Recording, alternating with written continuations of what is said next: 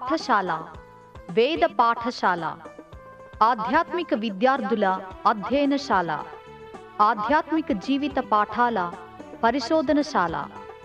ఆది నుండి బైబిల్ క్లుప్త అధ్యయనానికి మరో సదవకాశం.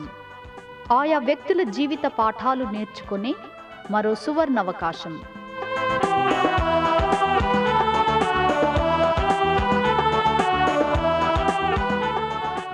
వినండి వేద పాఠశాల నూతన వర్తమానాలు.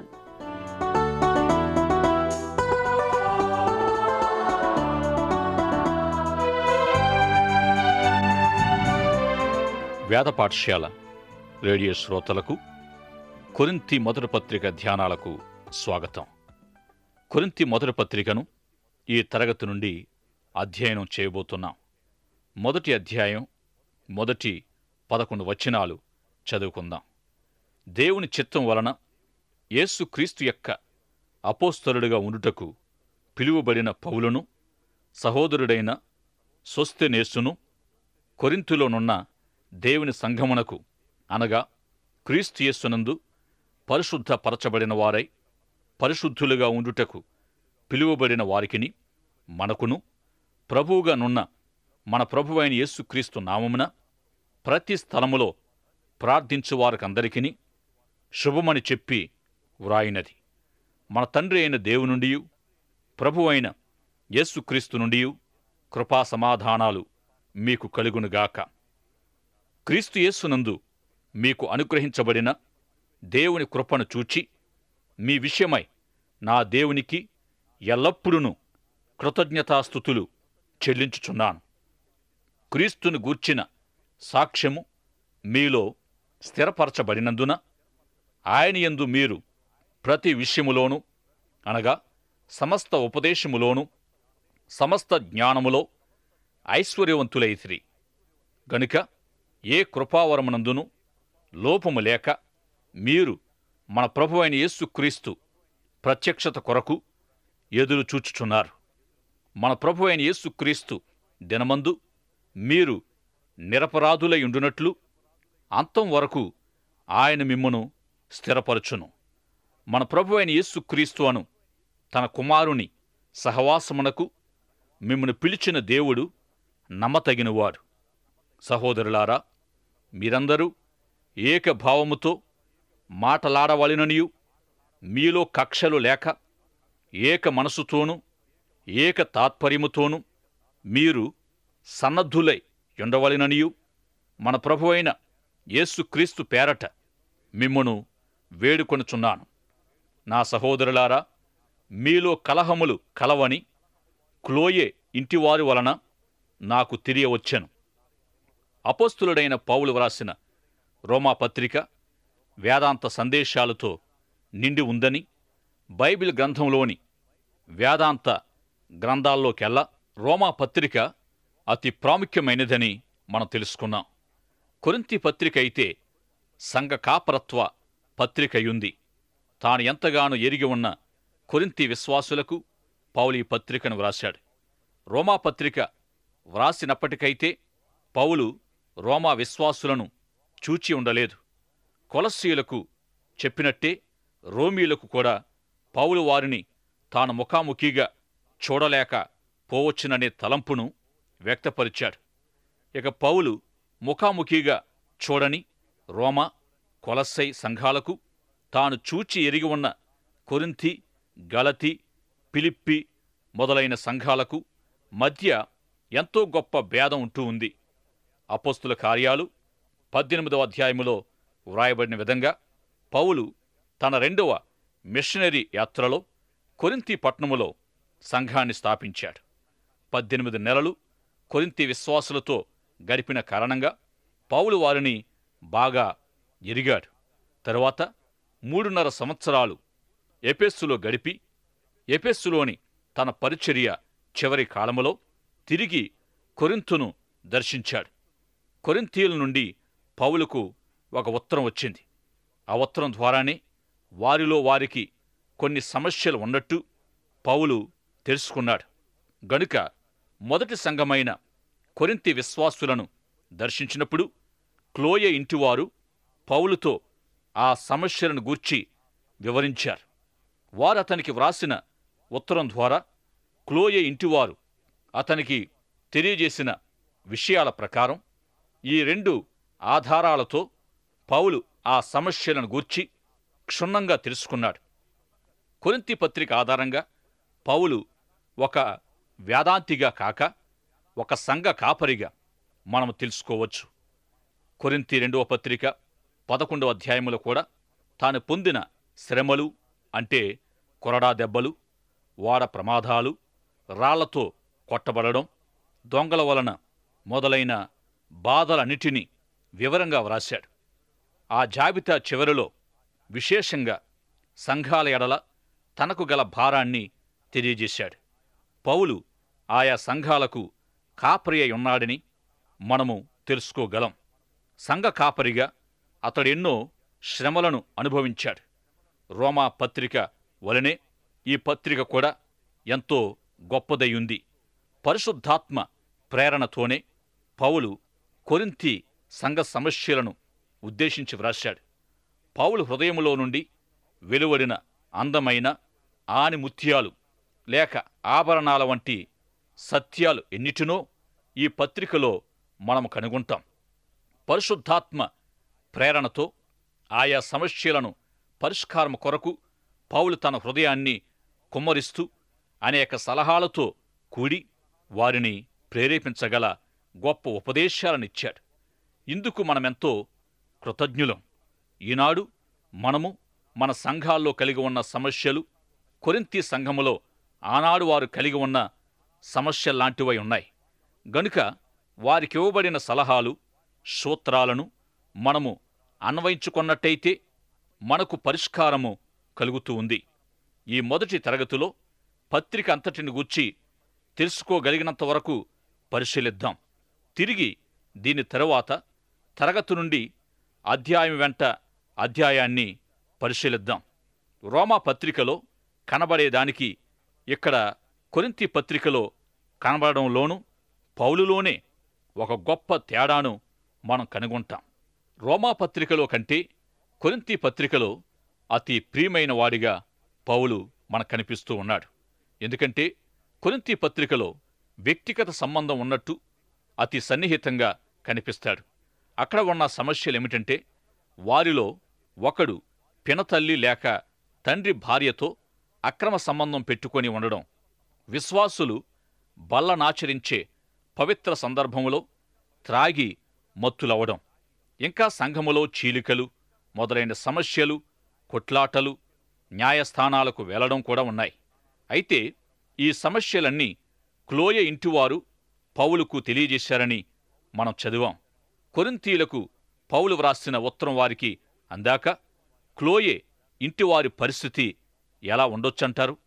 ఇక ఈనాడు సంఘాల్లో ఉన్న ఆయా సమస్యలను బట్టి సంఘాల్లో నుండి ఎవరో ఒకరు వెళ్ళి సంఘ కాపరికి చెప్పారనుకోండి.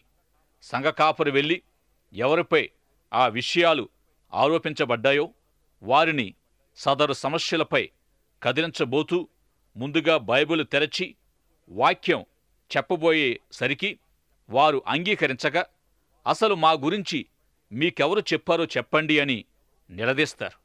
బహుశా పౌలు ఈ విధానాన్ని ఎరిగిన వాడే క్లోయే ఇంటివారిని ఈ సందర్భంగా నేను మీ పేరు ఉపయోగించవచ్చా అని అడిగి ఉంటాడు. ఎందుకంటే పౌలు బహు ఖచ్చితమైన వ్యక్తి.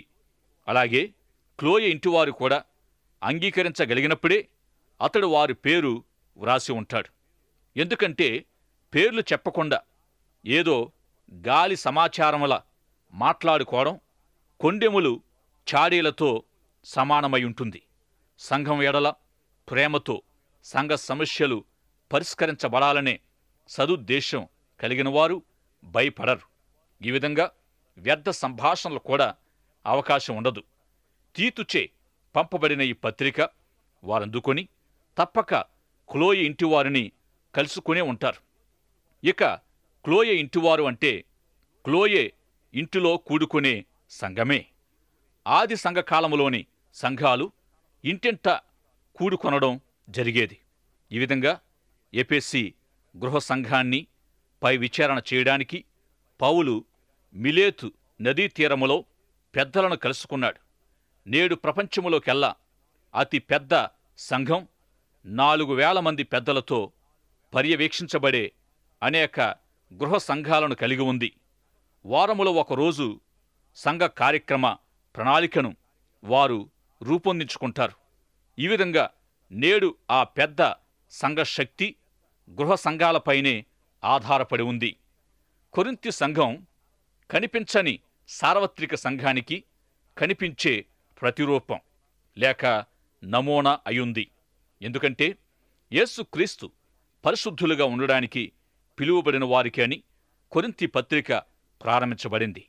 అయితే పరిశుద్ధులుగా పిలువబడిన వారంటే పాపము లేని పరిపూర్ణులని అర్థం కాదు సుమా. పాపము నుండి వేరుపరచబడ్డవారు, ప్రత్యేకించబడిన వారని అర్థమయ్యుంది. యేసుక్రీస్తు సహవాసానికి పిలువబడిన వారికి అని కూడా ఈ పత్రికలో వ్రాయబడింది. అయినప్పటికీ వీరిలో కూడా సమస్యలు ఉన్నట్టుగా మనం తెలుసుకుంటున్నాం. మొదటి సమస్య విభేదాలు, చీలికలు. గృహ కూడికలే కాక ఒకరికంటే ఎక్కువైన సంఘ కాపరులను వీరు కలిగి ఉన్నారు. అనేక మంది కాపరులను కలిగి ఉండుట క్రొత్త నిబంధన సంఘం యొక్క లక్షణాల్లో ఒకటై ఉంది. క్రొత్త నిబంధనలో మొదటిగా యేసు ప్రభు కాపరిగా కనిపిస్తూ ఉన్నాడు. కాపరి అంటే కావలి కాయువాడు, పై విచారణ చేసేవాడని అర్థమయ్యుంది. క్రొత్త నిబంధనలో అనేక మంది సంఘ కాపరులుండడం గమనించగలం. పౌలు కొరింథీ సంఘానికి ఏ విధంగా కాపరి అయ్యాడంటే అనేకులను క్రీస్తులోనికి నడిపించాడు. 18 నెలలు వారితో గడిపాడు, వారికి బోధించాడు. ఒక సువార్తికుడు చేసేదానికంటే ఎక్కువగా కొరింథీ సంఘానికి చేశాడు. పేతురు మరియు విద్వాంసుడైన అపొల్లో కూడా ఆ సంఘానికి పరిచర్య చేశారు. ఏథెన్సులోని గ్రీకుల వలనే కొరింథీలోని గ్రీకులు జ్ఞానులు, పండితులు, వేదాంతులై ఉన్నారు. కొరింథీయులు వర్ణించలేనంత అపవిత్రత కూడా కలిగిన వారై ఉన్నారు.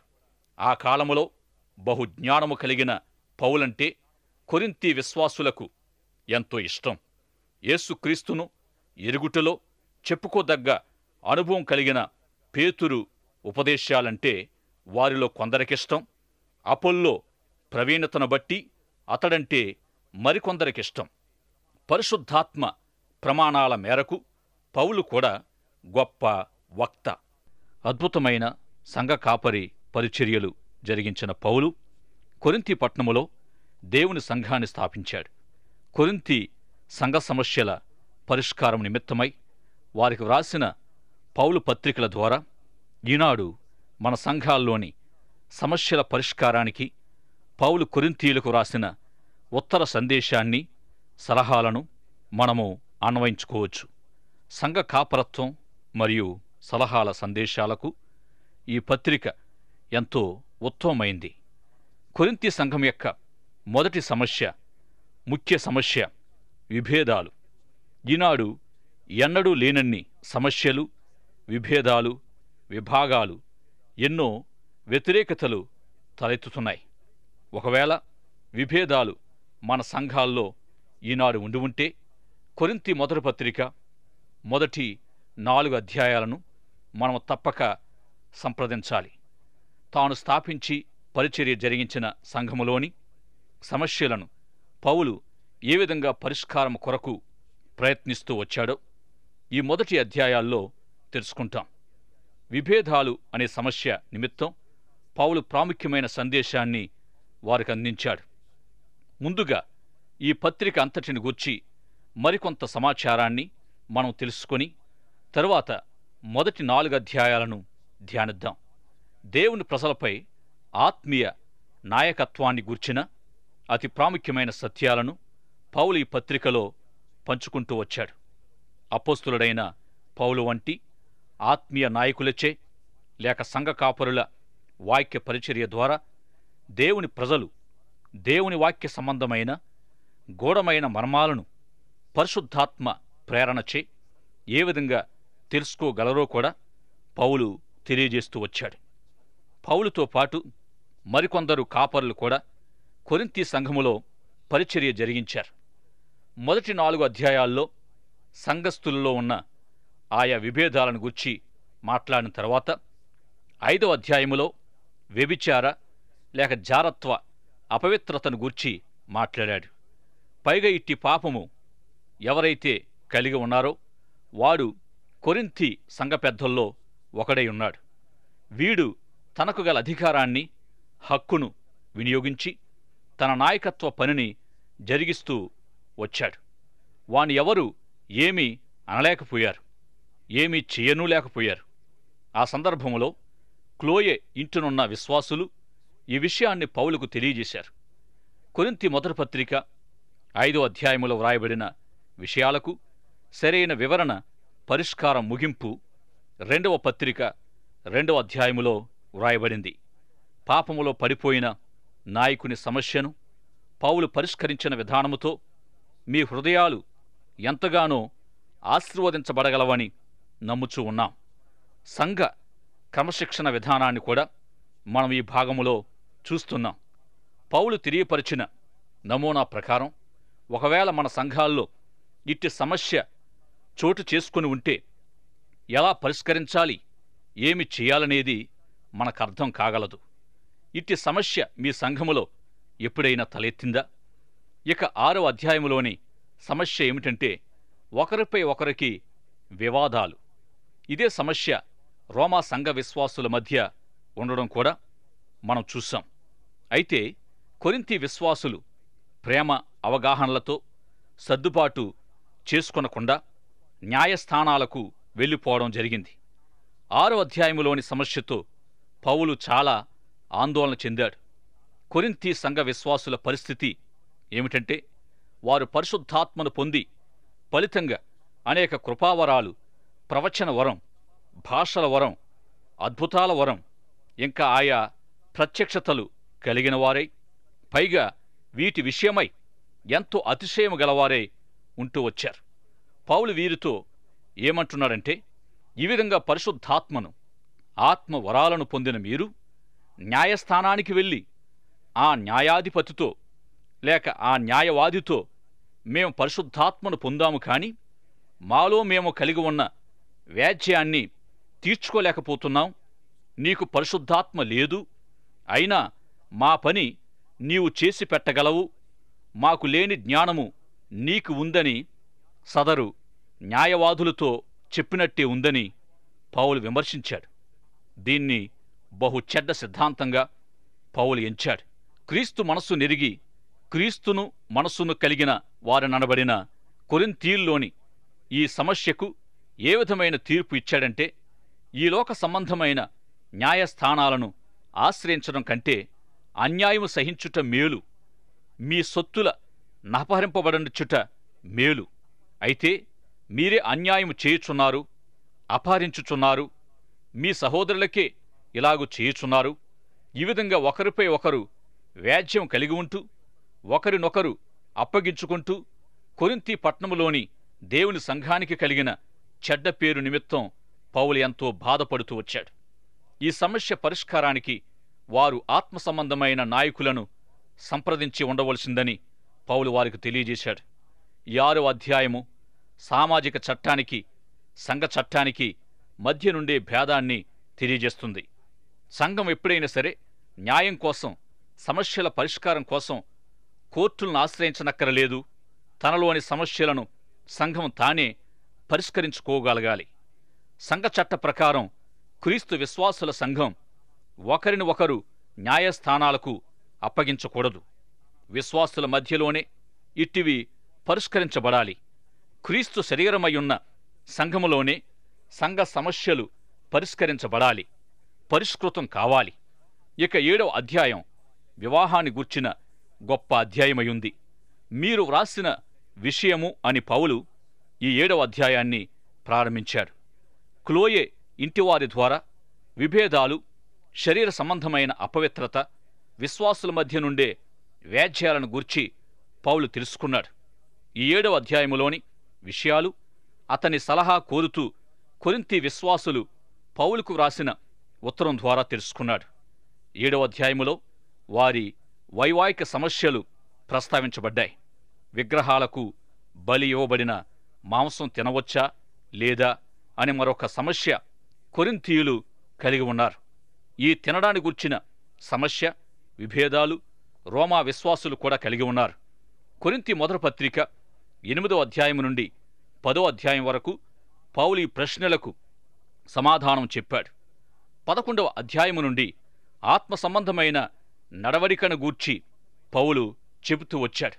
పరిశుద్ధాత్మను పొందిన స్త్రీయే గాని పురుషుడే గాని శరీర ప్రకారం నడుచుకున్నట్లయితే అటివారు శరీర సంబంధులే అని తెలియజేశాడు.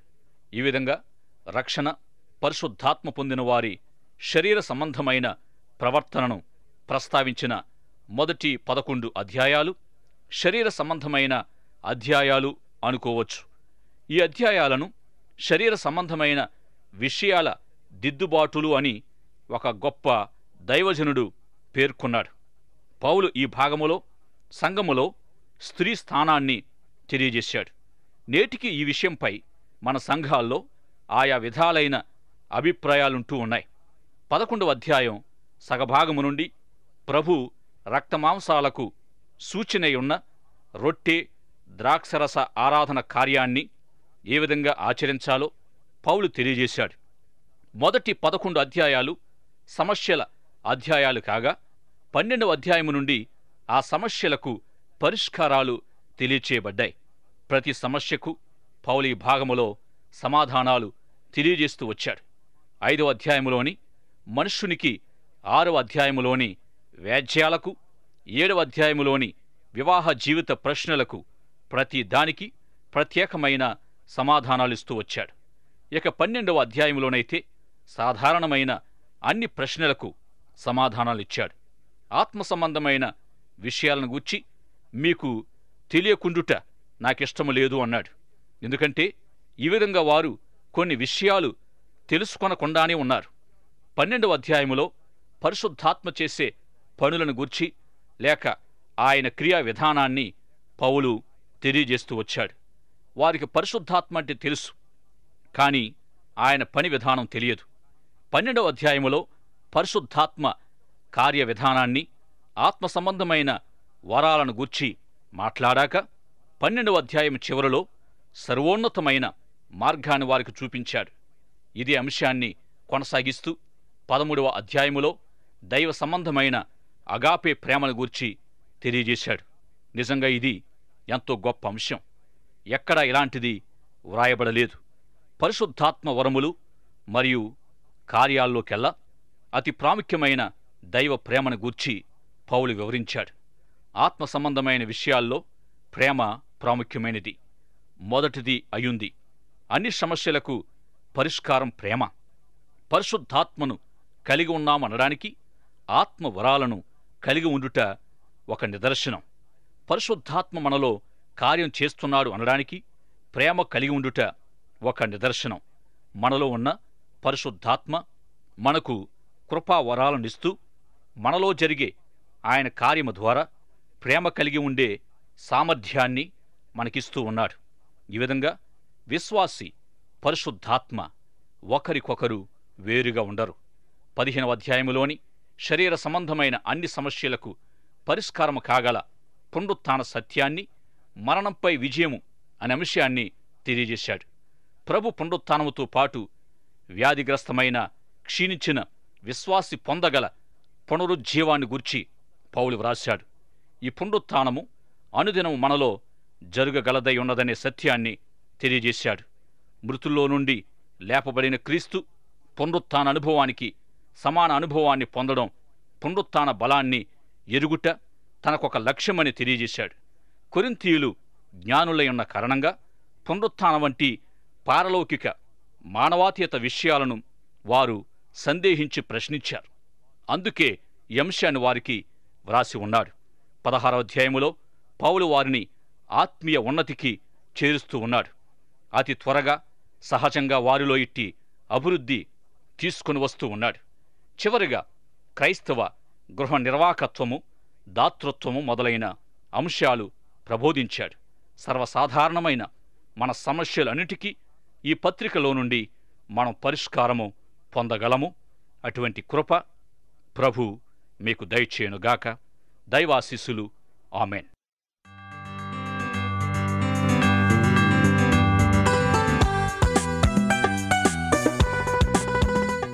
వేద పాఠశాలకు క్రమంగా హాజరవుతున్న విద్యార్థులకు మా అభినందనలు. ఈనాటి తరగతిలో మీరు వింటున్న ఆధ్యాత్మిక పాఠాలు మీ వ్యక్తిగత కుటుంబ జీవితాలకు ఎంతో సహాయపడగలవని ఆశిస్తున్నాం. ఈ పాఠాల ద్వారా మీరు పొందుతున్న ఆత్మీయ మేలులు, ఆశీర్వాదాలు మాకు కూడా తెలియపరచండి. నేటి పాఠంలో మీకు ఏ విధమైన సందేహాలు, ఇంకా అర్థం కాని విషయాలున్నా వెంటనే మాకు వ్రాయండి. ఈ సందేశాలు మరింత సులభంగా అర్థం చేసుకోవడానికి సహాయకరంగా ఉండుటకు ఒక ఉచిత బైబిల్ గైడు మీకు పంపించగలం. మా చిరునామా: వేద పాఠశాల, విశ్వవాణి, తపాలా సంచి 4, సికింద్రాబాద్ 500017.